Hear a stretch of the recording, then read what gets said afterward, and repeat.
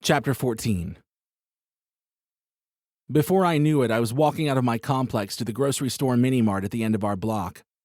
Alcohol didn't seem the best way to deal with my feelings since I was still hungover, but my stomach was empty and I was hungry. The glass panes on the store wall facing the street were covered in stickers and advertisements from cola-flavored energy drinks to hot Cheetos. A table was set up outside the store where a couple of younger girls sat with who I assumed was one of their mothers selling Girl Scout cookies. "Would you like to buy some cookies today?" one of them asked me with a genuine smile.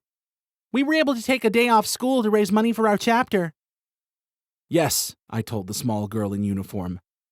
"Yes, actually, I want to take 2, no, better make it 3 boxes. "Oh, wow," the other girl said, jumping to attention. "Which ones do you—" "This one's fine," I said, grabbing the closest box and ripping it open with abandon. I worked my way through the plastic wrap inside the box and pulled out the cookies, trying to shove 2 in my mouth. As a working model, there were things you had to sacrifice to have a certain look.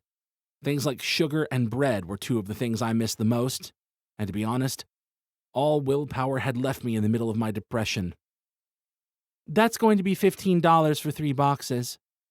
The girl's mother, who had been eyeing me seductively before, now looked at me like I was about to run off without paying. "I'll just take 1, I said, offering them my credit card. "You girls going to high school soon?" "What are you, some kind of pervert?" one of the girls asked. "Nope, just someone who's been through all that, chew up and spit out the other end," I said around a mouthful of Thin Mints. "Let me give you some advice. Run. Run for your freaking life or join the cheerleading squad and be popular. Because if you have a bad high school experience, that trauma sticks with you into your adult years. Who knows? Maybe even forever. It's a dark journey, ladies." Both girls looked at me with wide eyes, their mouths contorted into deep O's. The mother tried frantically to jam my card through her chip reader to get me out of there. "And I'll tell you something else," I said after shoving 3 more Thin Mints into my mouth. "Please don't," the mother hissed, jabbing at her screen to complete the payment and get me on my way. I ignored her. "All the scores and grades you get are supposed to give you value in who you are. Your friends, your status are all supposed to be summed up into this imaginary algorithm to give you value." I poked a finger toward each of the girls. "Nobody should give you value and let you decide how you feel besides you." The mother looked up from her phone. "Oh, that actually wasn't that bad." The mother almost gave me a smile. "I thought you were going to say something crazy and mildly inappropriate." "And another thing," I continued, ignoring the mother. "if you don't want to go to college, it's not the end of the world. Don't fall in love with any good shows based off books. The show will rarely live up to the series and novel format. What happens in Vegas does not stay in Vegas. That stuff comes back with you." "Please leave," the mother snapped, handing me back my card. "Or I'm going to call the police." "I have decided." "I will be on my way now," I said, accepting my card and stumbling into the store. The bell rang to the mini-mart. Rami, the owner of the shop, was someone I knew well. Anytime I needed anything, short of full grocery shopping, I'd stop by. "Hey, there he is, Mr. Model Man! How goes it?" Rami asked from behind the counter. "Oh, Girl Scout cookies. Nice choice. But should you be eating that? What about all those fancy jobs you have lined up?" "It's a cheat day, Rami," I said over my shoulder. "Where's your ice cream?" "Last aisle in the back," Rami instructed. "Johnny, you feeling okay? Your eyes look kind of crazy right now." I'm a new man, Rami," I said, zeroing in on the ice creams. Unfortunately, all Rami had were the 1-gallon buckets, not the 5 gallons I had thought of purchasing. "Hey, do you have any cake icing?" "Aisle 2 on the left," Rami said quietly. "Johnny, what's going on? You're very clearly not all right, my friend." The store was small, with only 5 aisles to navigate. There was one older woman in the store shopping. She didn't even pretend she wasn't interested in our conversation. She stopped shopping completely with a can of dog food in her hand. I grabbed the container of chocolate frosting off the shelf, then backtracked to grab a cola-flavored energy drink I'd seen advertised on the window. Love happened to him, the old woman said quietly. She looked me up and down. Love lost. I did a double take, examining the woman closer. I had seen her before, but I was sure we'd never spoken. Do I know you? I asked. You don't, but I've been watching you. The older woman gave me a sad smile. We all live in Haven Apartments, Rami offered, clearing up the confusion. Mrs. Grundy lives on the bottom floor, across from you and next to me. Oh, right. That's where I know you, I said, grabbing a container of cream cheese, then backtracking toward the flaming hot Cheetos. Well, good to see you again, neighbor. It gets better, Mrs. Grundy advised, making her way to the cash register and paying for her items that ended up being nothing but a rawhide dog chew and a dozen cans of dog food. I know that doesn't help you now, but know the pain will stop, and it will get better. Right, thanks, I said, not wanting to be rude, but also not needing to take advice on my love life from a complete stranger. My hands and arms were full now. I was crushing the ice cream in the crook of my left elbow. I started doing math in my head, trying to calculate how much money I could spare for extra food against how much I had in my bank account. Mrs. Grundy finished her purchase and walked to the door. Before she left, she stopped and looked me right in the eye. Her thick glasses magnified her pupils to double their size. That stare stopped me in my tracks. It was like she was looking not just at me, but through me, reading my very soul itself. Or maybe that was just the feeling all the sugar in the Thin Mints gave me.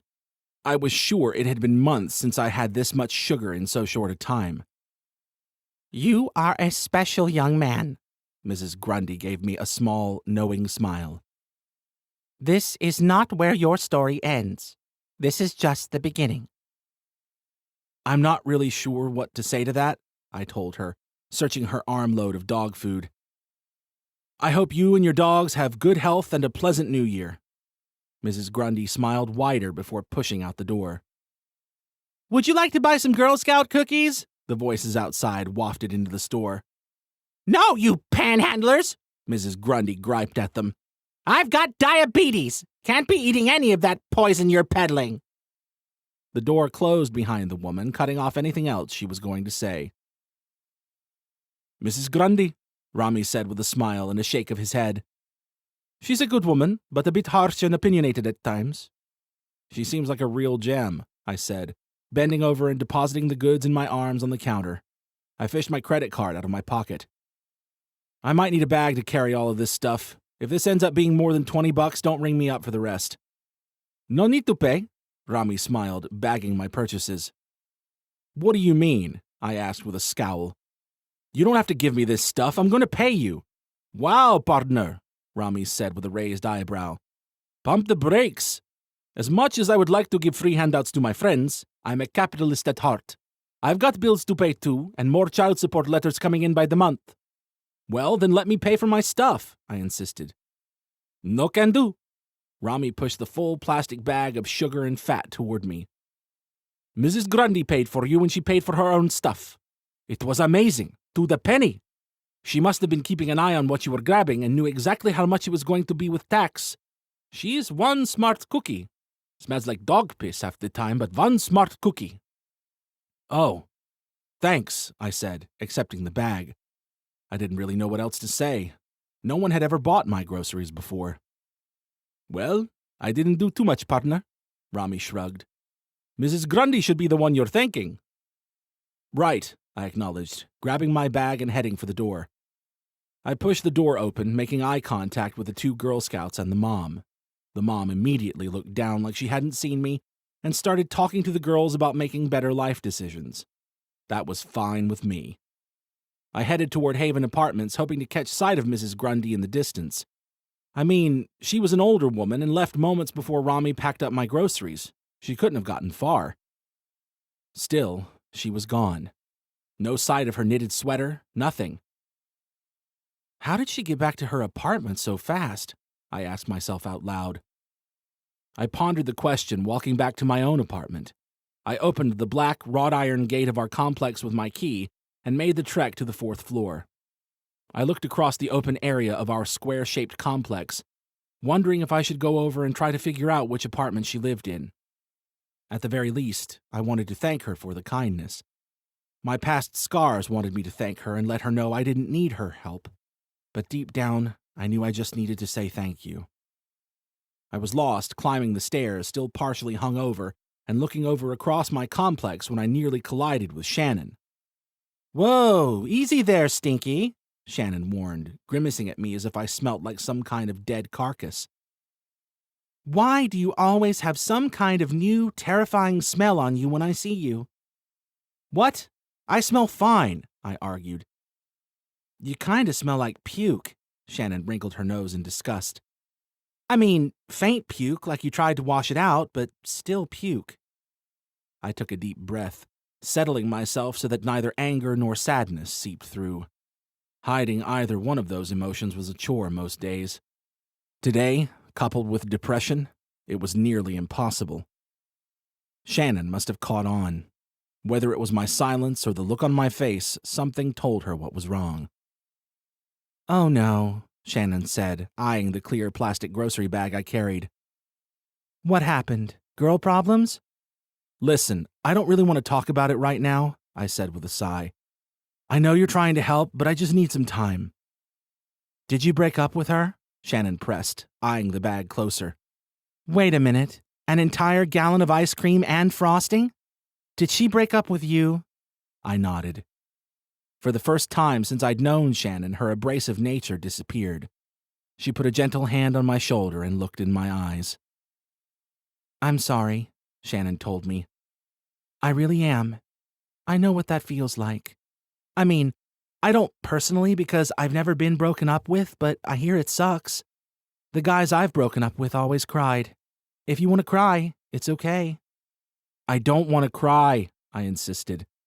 "Shh," Shannon said, pressing her pointer finger against my lips. "Let it out. You don't have to be strong anymore." Her finger was cold against my lips. We shared yet another awkward moment on the stairs as we gazed into each other's eyes. I had to turn my head to get her finger off my lips. "Well, thanks for the talk, I think," I said with a fake smile. "I'm going to go to my apartment and drown myself in calories now." "I'm here for you," Shannon told me. "I have a training appointment at the gym I can't miss, but it's only an hour. Do what you need to do, and as soon as I get back, I'm coming in to check on you." Shannon gave me a hard nod as if her words were scripture, then bounded down the steps. "Really? That's nice of you, but not necessary," I called to her. "I don't have a lot of friends here," Shannon said without looking back. "The few I do have, I'm going to look out for." With that, the ball of muscle and energy was gone. I stood there for a moment, trying to sort out how I felt about it. The bottom line was that I couldn't control her. If she wanted to come by later to see how I was doing, maybe that wasn't so bad. I let myself back into my apartment, laying out my hoard of food bought by Mrs. Gundy in front of me. I really need to figure out which apartment she lives in and go thank her. Rami said she lived next to him and he's the middle apartment, so I have a 50-50 shot, I thought to myself as I flipped on our TV. I'll go thank her today. It just so happened that my favorite episode of Golden Girls was on. I plopped down on the couch, threw caution to the wind, and dove head first into my self-imposed therapy session.